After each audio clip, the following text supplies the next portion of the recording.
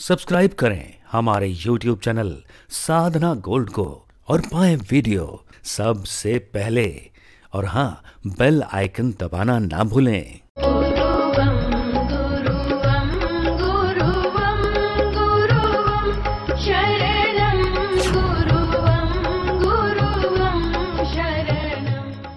नमस्कार दर्शकों, बहुत बहुत स्वागत है आप सभी का हमारे विशेष कार्यक्रम दिशा धाम में। मैं हूं आपके साथ निशा। दर्शकों, दिशा धाम एकमात्र ऐसा कार्यक्रम है जिसके साथ जुड़कर आप अपने जीवन की तमाम समस्याओं को खुद से दूर कर सकते हैं। दर्शकों, कहते हैं कि मनुष्य के जीवन में कई तरह की समस्याएं होती हैं, कई तरह की अड़चनें आती हैं। जीवन में हमेशा सब कुछ ठीक या हमेशा सब कुछ खराब नहीं होता। जीवन में बदलाव लगातार होता रहता है और परिवर्तन ही लगातार यहाँ पर लोगों को निराश भी करता है और लोगों के लिए खुशियाँ भी लेकर आता है। हम अपना कार्यक्रम आपके समक्ष इसीलिए लेकर आते हैं ताकि आप अपने जीवन में बदलाव ला सकें।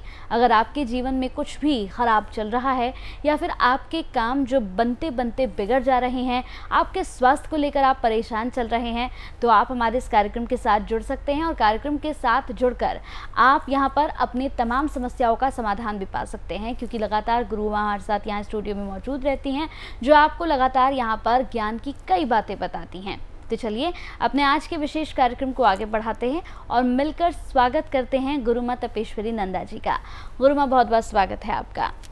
तो दर्शकों, अपना आज का कार्यक्रम हम यहाँ पर शुरू करेंगे और आज यहाँ पर हम बात करेंगे कि अध्यात्म की ओर बढ़ने के लिए सही मार्ग कौन सा होता है, कौन से मार्ग पर चलकर आप अध्यात्म की ओर आगे बढ़ सकते हैं, कितने तरह के मार्ग हैं और इन मार्गों पर चलने के लिए क्या कुछ करना होगा। तो चलिए अपने आज के इस विशेष कार्यक्रम को शुरू करते हैं। गुरुमा, आज हम इसी पर आपसे आपकी राय और जानना चाहेंगे, साथ ही ये भी चाहेंगे कि आप इस पूरे मामले पर ज्ञान भी दें। लगातार लोग अध्यात्म की ओर बढ़ना चाहते हैं, लेकिन लोगों का एक ही प्रश्न होता है कि सही मार्ग क्या है। मैं चाहूँगी आज आप दर्शकों को बताइए कि इसका सही मार्ग क्या है। देखिए, अध्यात्म के विषय में हमने पिछले एपिसोड में भी बात की थी कि अध्यात्म के लिए हमें क्या करना चाहिए जिससे हम आध्यात्मिकता की ओर आगे बढ़ें।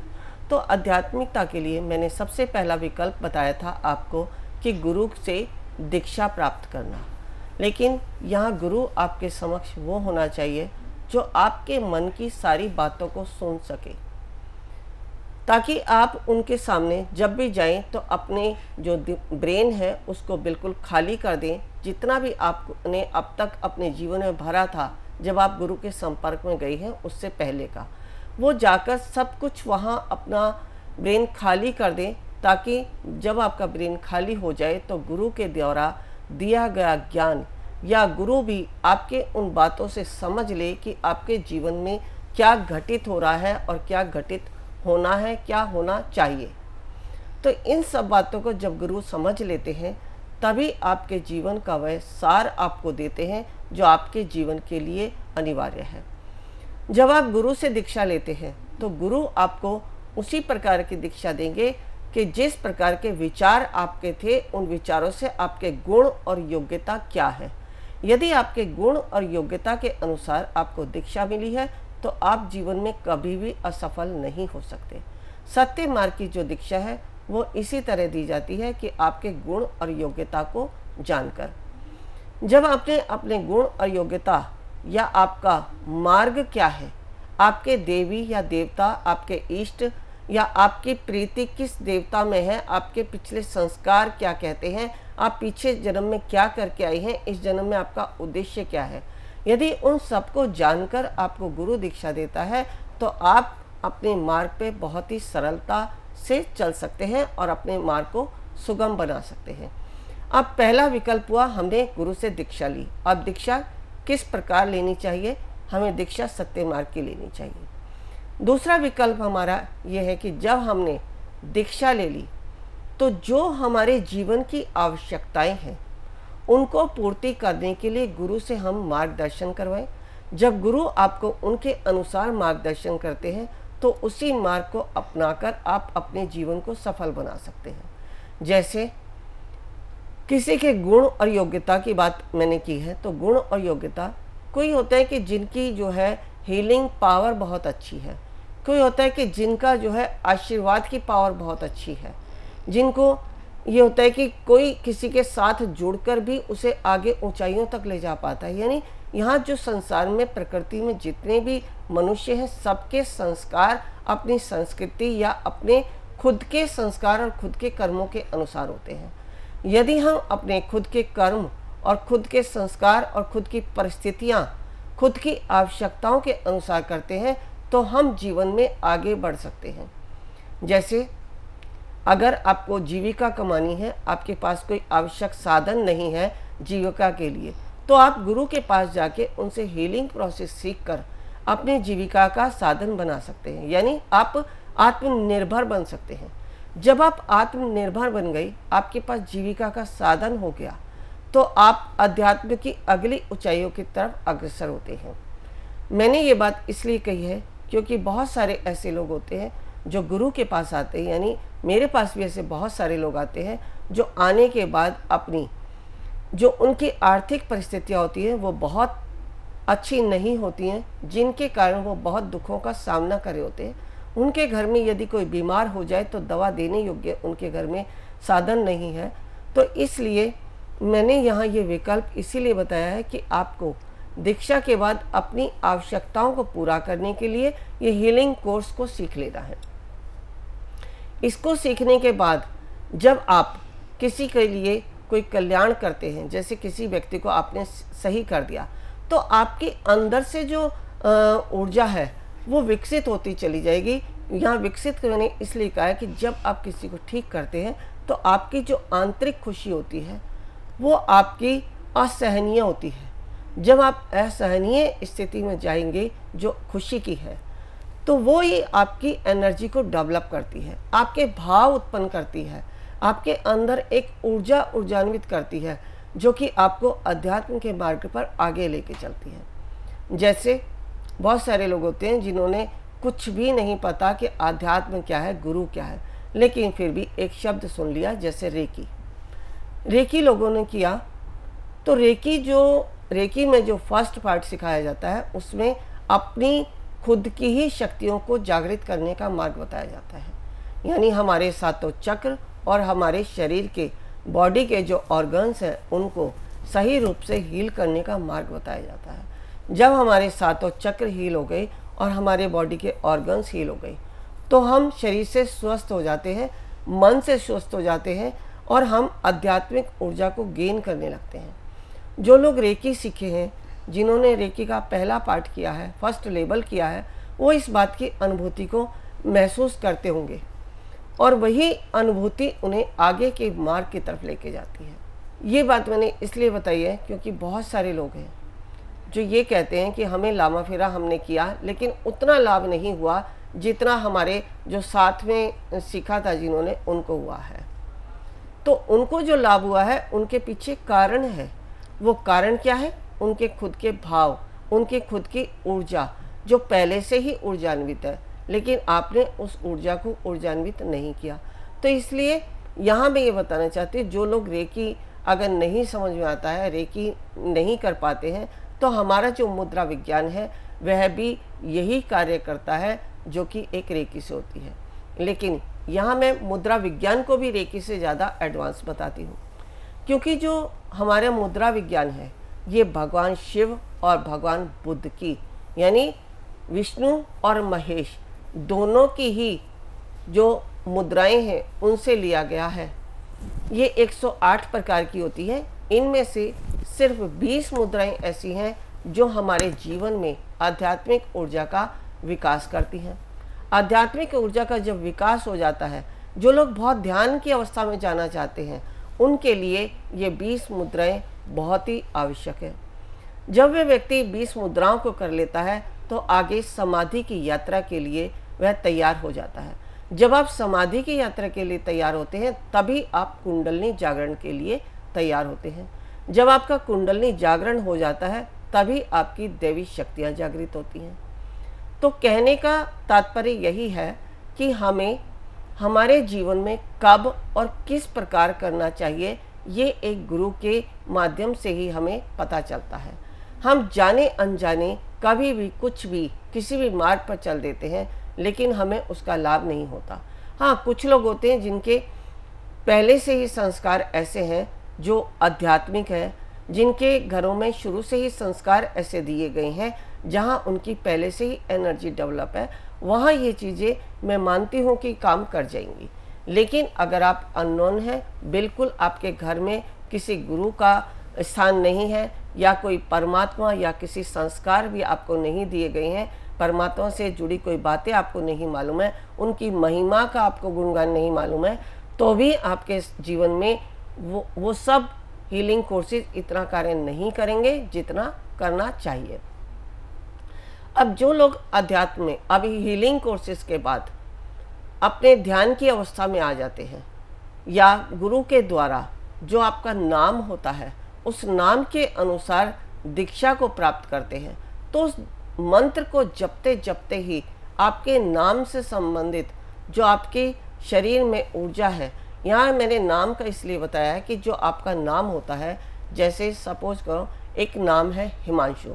अब हिमांशु में है ई की मात्रा, मैं आ का डंडा, और शय ना और ऊ की मात्रा, इन सबको जोड़ के एक मंत्र बनाया जाता है कि ई की मात्रा से क्या मंत्र बनता है, आ की मात्रा से क्या मंत्र बनता है, आ अक्षर से क्या मंत्र बनता है अक्षर से क्या मंत्र बनता है। यानी आपके नाम में जितने भी शब्द दिए गए हैं, जितने भी जो भी कोई आपके नाम में स्वर और व्यंजन दिए गए हैं, उनका मंत्र बनाकर एक पूरा मंत्र बनाया जाता है, जिसको आप जपते जपते अपने प्रारब्ध को भी दूर कर लेते हैं, और इस शरीर में जो भी कुछ आपके साथ घट रहा है उसको भी आप संतुलित करके अपने जीवन की बहुत सारी बुराइयों को दूर कर सकते हैं। ये जो मैंने दीक्षा बताई है, ये सत्य मार्गी दीक्षाओं में से एक दीक्षा है, जिसका अगर आप 3 साल का कोर्स करते हैं तो वहाँ आपको ये दीक्षा दी जाती है। एक दीक्षा अगर मैं 3 साल की ही बात करूँ तो उसमें ऐसी दी जाती है जिसमें आपके संस्कार, आपके गुण, आपकी योग्यता के अनुसार कि जब आप अध्यात्म के मार्ग पर चल रहे हैं तो उसके अनुसार आपका इस जीवन में नाम क्या होना चाहिए। जो आप जिस पंथ से जुड़े हैं, जिस लीनेज से आप जुड़े हैं, जिस परंपरा से आप जुड़े हैं, उस परंपरा में आपका नाम क्या होना चाहिए। जैसे मैं अगर अपनी बात करूं तो मेरा संसारी नाम तरुणा है, लेकिन जो भी कुछ मुझे गुरु ने दिया, उनसे मैंने जो भी कुछ तपस्या के कारण प्राप्त किया, उनकी उसी योग्यता के अनुसार मुझे नाम दिया तपेश्वरी नंदा। अब यहाँ मैं अगर नंदा की बात करती तो नंदा जो हमारा नंद संप्रदाय है उसी से लिया गया नंदा। यदि पुरुष होते हैं तो उनके पीछे नंद लगता है, और स्त्रियां होती हैं तो वहाँ नंदा लग जाता है। यहाँ मैंने स्पष्ट किया है कि आप परंपरा से अगर जुड़ते हैं तो आपको किस प्रकार से नाम दीक्षा दी जाती है, और इसी में ही एक दीक्षा है जो आपके नाम के अनुसार नाम का संधि विच्छेद करके एक एक शब्द से, एक एक वर्ड से जो आपका मंत्र बनता है, उससे आप जीवन को कैसे बदलते हैं। यानी अध्यात्म जो है बहुत ही विराट है, इसको हम जितनी गहराई में इसके जाएंगे उतना ही ज्ञान लेके आएंगे। ज्ञान अथाह है, लेकिन आपको समझने के लिए किसी ऐसे सक्षम गुरु के पास जाना है यदि आप अध्यात्म की ऊंचाइयों तक जाना चाहते हैं। तो यहाँ मैं अगर दिशा धाम की बात करूँ तो दिशा धाम इस तरह के ज्ञान को देने के लिए सक्षम है, क्योंकि जो भी कुछ मैंने गुरु से प्राप्त किया उसके बाद उनसे जो प्राप्ति की उसी से मैंने आगे जो और ऊर्जाएं डेवलप की हैं उनको मैं आप सभी के समक्ष देना चाहती हूँ, ताकि जो अध्यात्म में जाना चाहते हैं वो भी अपनी मन की इच्छाओं की पूर्ति करके अपने जीवन में आध्यात्मिक मार्ग पर चल सकें। बहुत सारे ऐसे लोग हैं जो हीलिंग कोर्स कर रहे हैं, लेकिन वो हीलिंग कोर्स में ही है। यहाँ हीलिंग कोर्स में इसलिए क्योंकि उनकी योग्यता वहीं तक है, वो आगे तक जा ही नहीं सकते। उन्होंने गुरु से उतना ज्ञान प्राप्त ही नहीं किया कि वो इससे आगे बढ़ सके। लेकिन हीलिंग भी एक अध्यात्म का ही पार्ट है। प्रॉपर आध्यात्मिक होना, एक गुरु की श्रेणी तक पहुंचना है, अपने आप को श्रेष्ठ बनाना है। ब्रह्मा, विष्णु, महेश और सरस्वती, लक्ष्मी और माता पार्वती, इन त्रिदेव और त्रिदेवियों की शक्ति को अर्जित करना है। ताकि जब हम इन शक्तियों को अर्जित कर लेते हैं तो उनसे जितनी भी ऊर्जाएं हमारे शरीर से, हमारी तरंगे निकलती हैं, वो उन्हीं के द्वारा है। क्योंकि एक ही ऊर्जा है जो त्रिदेव और त्रिदेवियों से है, उनको हम नाम अनेक दे देते हैं, लेकिन ऊर्जा उन्हीं की है। इस सृष्टि में जो भी कुछ होता है, जो भी कुछ होगा या जो भी कुछ हुआ है, सब इन्हीं त्रिदेव और त्रिदेवियों के कारण है। अगर हम जीवन यापन भी करते हैं तो वो भी इन्हीं त्रिदेव और त्रिदेवियों पर है। इन त्रिदेव का मतलब सत्व, रज और तम तीनों गुण हैं। शक्ति, ज्ञान और संपन्नता, ये त्रिदेवियों का ज्ञान है जो हमें प्राप्त होता है इनकी ऊर्जा को गेन करने से, और इन्हीं से हमारा जीवन भी चलता है। अगर हम सत्व, रज, तम तीनों गुणों को बैलेंस करके चलते हैं तो हमारी तीनों शक्तियाँ बराबर कार्य करती हैं। यानी जो ब्रह्मा का काम है उत्पत्ति करना, वो हमारी नवीन शक्तियों की उत्पत्ति करते हैं, और विष्णु का काम है भरण पोषण करना, तो विष्णु के द्वारा हमारे जीवन का भरण पोषण होता है। और महेश का काम है संहार करना, यानी हमें मृत्यु के बाद भी अपने शरण दे देना, ये हमारे महेश का काम है, जो कि हम दिन भर के तीनों रूपों से गेन करते हैं। दिन भर में हम यही करते हैं, जो सुबह हमने उत्पत्ति की है उसको दिन में हम भरण पोषण के लिए अर्जित करते हैं, और शाम को जो भी कुछ हमारे विषय विकार होते हैं उन सब का अंत जो है रात्रि के समय होता है। तो इतना आज मैंने बताया आपको अध्यात्म के विषय में कि अगर हम अध्यात्म में जाना चाहते हैं तो क्या अनिवार्य है हमारी योग्यता और हमारे गुणों के अनुसार। यदि आप समझना चाहते हैं और भी अच्छे से, तो इस ज्ञान की प्राप्ति के लिए आप दिशा धाम में मुझसे संपर्क करके अपने ज्ञान को और भी ज़्यादा विकसित कर सकते हैं, क्योंकि यदि आपका ज्ञान विकसित होगा तभी आप जीवन में कुछ कर पाएंगे। बिल्कुल। और अगर आप चाहते हैं कि आप गुरु माँ से संपर्क करें तो टीवी स्क्रीन पर जो नंबर्स फ्लैश हो रहे हैं आपको इन नंबर्स पर कॉल करना होगा। इन नंबर्स पर कॉल करके आप मिल भी सकते हैं, लेकिन दर्शकों आप एक अपॉइंटमेंट लेना बिल्कुल ना भूलें। नंबर्स पर कॉल करके एक अपॉइंटमेंट ज़रूर लें, और इस अपॉइंटमेंट के बाद आप आश्रम पर जाकर गुरु माँ से मुलाकात भी कर सकते हैं। तो जीवन में क्या कुछ अनिवार्य है अध्यात्म की ओर बढ़ने के लिए, ये गुरु माँ ने बताया है कि अनिवार्य क्या क्या है।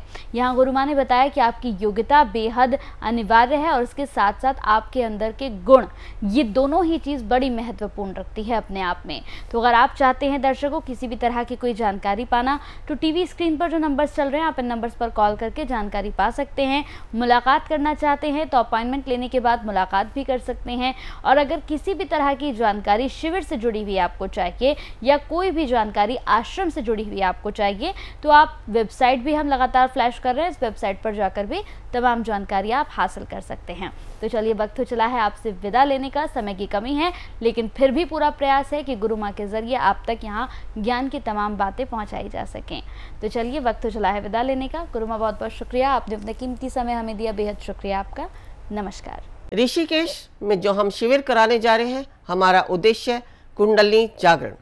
कुंडलिनी जागरण के लिए आवश्यक है ओम को सिद्ध करना, नागपाश खोलना, विचारों से शून्य होना, समर्पण भाव आना, शरीर में बैठने की क्षमता होना, तभी आप प्राप्त कर सकते हैं कुंडलिनी शक्ति को। यदि आप भी चाहते हैं कुंडलिनी शक्ति को पाना तो अवश्य आएं हमारे इस शिविर में। गुरु माँ तपेश्वरी जी बढ़ाए एक कदम अध्यात्म की ओर और पाएं स्वस्थ शरीर, संपन्नता व एकाग्रता। गुरु माँ के द्वारा 108 प्रकार की दीक्षाएं प्रदान की जाती हैं, जिन्हें लेकर आप अपने जीवन को सुखों से भर सकते हैं।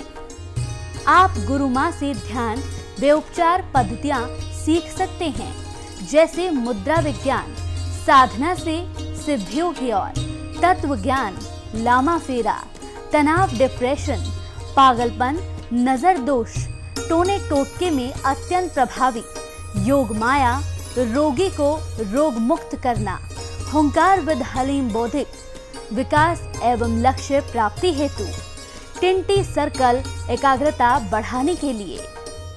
हमारा पता है गुरु माँ Tapeshwari ji Ashram, Disha Dham, near Delhi Singhu border, pin code 131028।